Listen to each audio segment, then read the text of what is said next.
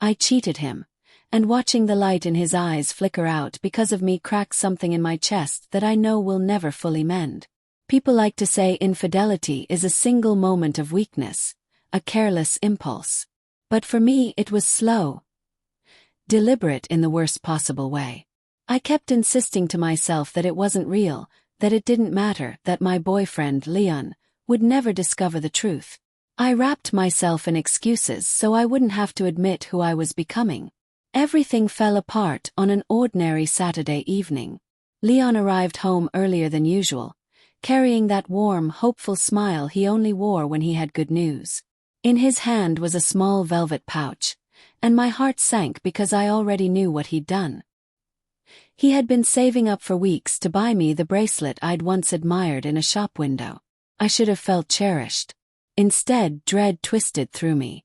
I had come home only minutes before, still smelling faintly of the cologne preferred by the other man, someone I convinced myself filled a void that didn't truly exist. I let myself believe his attention meant something meaningful, something Leon no longer gave me. It was a lie and I let it grow. Leon greeted me with open arms, and I stiffened. He didn't notice. He was too excited to surprise me. We sat down and he handed me the pouch. Inside was the bracelet. Small, delicate, chosen with love. I forced a smile, but tears blurred my vision. He thought they were tears of happiness. I wished they were. Later, while he was in the shower, my phone buzzed.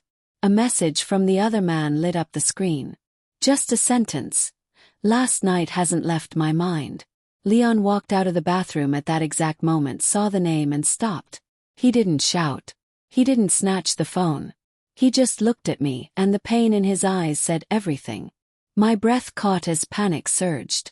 I tried to speak, stammering excuses, explanations, anything, but he quietly raised his hand and said, "Just be honest with me." His voice didn't shake, but his eyes did. I confessed. Not everything, but enough for the truth to settle heavy in the room. With each word, I watched him crumble in slow motion. He sat on the edge of the bed, staring down at his trembling hands. He never insulted me. He never blamed me, though I deserved every ounce of anger he could have thrown at me.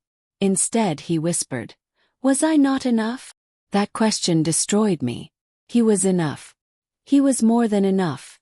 Gentle, devoted, patient. And I ruined all of it. I reached for him. He recoiled softly, and that tiny movement hurt worse than any scream. That was when the weight of my choices truly hit me. He stood, wiped at his eyes and said, "I love you.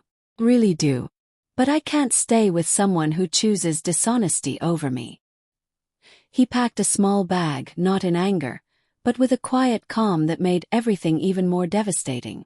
When he headed toward the door, I begged him to stay, to forgive me, to let us try again. He only shook his head, sadness settling deeper than any rage could. Before leaving, he looked at me one last time and said, "You didn't just betray me. You betrayed the life I thought we'd build together." And then he was gone. Silence swallowed the room.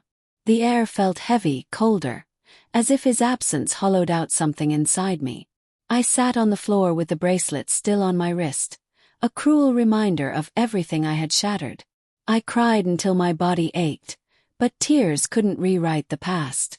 Days slipped by, and the truth settled deeper each hour.